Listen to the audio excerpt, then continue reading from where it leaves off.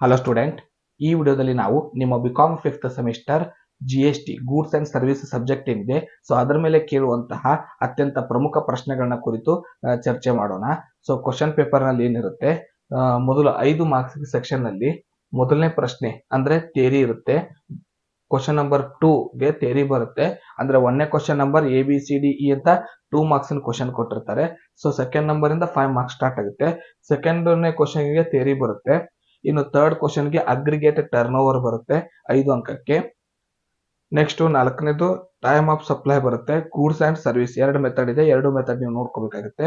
ಇನ್ನು 5ನೇ ಕ್ವಶನ್ ಗೆ ವ್ಯಾಲ್ಯೂ ಆಫ್ ಸಪ್ಲೈ ಬರುತ್ತೆ. ಮತ್ತೆ 6ನೇ ಕ್ವಶನ್ ಗೆ ITC ಬರುತ್ತೆ, ಇನ್ಪುಟ್ ಟ್ಯಾಕ್ಸ್ ಕ್ರೆಡಿಟ್ ಅಂತ ಬರುತ್ತೆ. ಸೊ 4 ಪ್ರಾಬ್ಲಮ್ಸ್ ಇರುತ್ತೆ 5 ಅಂಕಕ್ಕೆ. ಒಂದು ಥಿಯರಿ ಪ್ರಶ್ನೆ ಬರುತ್ತೆ ಈ ಸಲ ಪೇಪರ್ ನಲ್ಲಿ. ಇನ್ನು 10 ಅಂಕಕ್ಕೆ ಕೇಳುವಂತಹ ಪ್ರಶ್ನೆಗಳಂದ್ರೆ ಪ್ರಮುಖ ಪ್ರಶ್ನೆಗಳಂದ್ರೆ ಮೊದಲನೇ ಪ್ರಶ್ನೆ ಥಿಯರಿ ಇರುತ್ತೆ, ಎರಡನೇ ಪ್ರಶ್ನೆ ವ್ಯಾಲ್ಯೂ ಆಫ್ ಸಪ್ಲೈ ಕಂಡುಹಿಡಿದಿರುತ್ತೆ. ಸೊ 5 ಅಂಕಕ್ಕೆ ಏನ್ ಮಾಡ್ತೀವಿ, ವ್ಯಾಲ್ಯೂ ಆಫ್ ಸಪ್ಲೈನ ಕೇವಲ ಡಿಸ್ಕೌಂಟ್ ಮಟ್ಟ ಅಷ್ಟೇ ಕಂಡುಹಿಡಿತೀವಿ. ಸೊ 10 ಮಾರ್ಕ್ಸ್ ಏನ್ ಮಾಡ್ತೀವಿ, ವ್ಯಾಲ್ಯೂ ಆಫ್ ಸಪ್ಲೈನ ಎಕ್ಸ್ಪೆನ್ಸಸ್ ಜಾಸ್ತಿ ಕೊಟ್ಟಿರ್ತಾರೆ, ಮತ್ತೆ ನಾವು ಡಿಸ್ಕೌಂಟ್ ನೆಕ್ಸ್ಟ್ ಸ್ಟೆಪ್ ಏನ್ ಬರ್ತವೆ, GST ಕಂಡುಹಿಡಿಯೋದಿರ್ಬೋದು, ಸೇಲ್ ಆಫ್ ಸ್ಕ್ರಾಪ್ ಇರ್ಬೋದು, ಪ್ರಾಫಿಟ್ ನ ಇರ್ಬೋದು. ಸೊ ಇಲ್ಲಿವರೆಗೂ ಇನ್ನು 3 ಸ್ಟೆಪ್ ಆಡ್ ಮಾಡಿ ಪ್ರಶ್ನೆ ಕೊಟ್ಟಿರ್ತಾರೆ.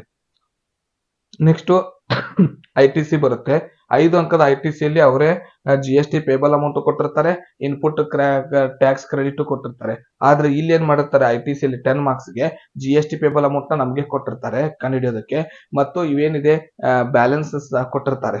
ITC ಓಲ್ಡ್ ಬ್ಯಾಲೆನ್ಸ್ ಮತ್ತು ಈಗಿರುವಂತ ನ್ಯೂ ಇನ್ಪುಟ್ ಕ್ರೆಡಿಟ್ ಬ್ಯಾಲೆನ್ಸ್ ಅದನ್ನು ಕೂಡ ನಮಗೆ ಕಂಡುಹಿಡಿಯೋದನ್ನ ಇಟ್ಟಿರ್ತಾರೆ.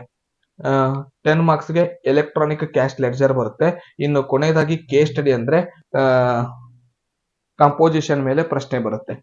ಸೊ ಕಂಪೋಸಿಷನ್ ಅಂದ್ರೆ ಇದೇ ಅಗ್ರಿಗೇಟ್ ಟರ್ನ್ ಓವರ್ ನ ಬಿಡಿಸಿ, ಸೊ ರೂಲ್ಸ್ ಪ್ರಕಾರ 1.5 ಕ್ರೋರ್ ಮೇಲಿದೆನೋ 1.5 ಕ್ರೋರ್ ಒಳಗಿದೆನೋ ಟರ್ನ್ ಓವರ್ ನೋಡ್ಕೊಂಡು ಎಲಿಜಿಬಲ್ ಇದಾನೋ ಅಂದ್ರೆ ಕಂಪೋಸಿಷನ್ ತಗೊಳ್ಳೋದಕ್ಕೆ ಅಪ್ಲಿಕೇಬಲ್ ಇದಾನೋ ಇಲ್ಲೋ ಅಂತ ಬರೆಯೋದು.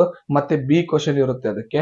ಸೊ ಆ ಬಿ ಕ್ವಶನ್ ಅಲ್ಲಿ ಏನ್ ಮಾಡ್ತಾರೆ, ಅವನು ಕ್ಯಾಶುವಲ್ ಡೀಲರ್ ಅಥವಾ ಟ್ರೇಡರ್ ಆದ್ರೆ ಸೊ ಅಡಿಷನಲ್ ಏನ್ ಕೆಲಸ, ಅಡಿಷನಲ್ ಪರ್ಸೆಂಟೇಜ್ ಬರುತ್ತೆ.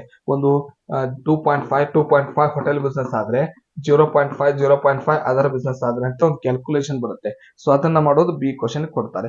ಸೊ ಇದಿಷ್ಟು ನಿಮ್ಮ GST ಕ್ವಶನ್ ಪೇಪರ್ ನಲ್ಲಿ ಕೇಳುವಂತಹ ಅತ್ಯಂತ ಪ್ರಮುಖ ಪ್ರಶ್ನೆಗಳು. ಮುಂದಿನ ವಿಡಿಯೋದಲ್ಲಿ ಮತ್ತೊಂದು ಕ್ಲಾಸ್ ನೊಂದಿಗೆ ಸಿಗೋಣ. ಧನ್ಯವಾದಗಳು.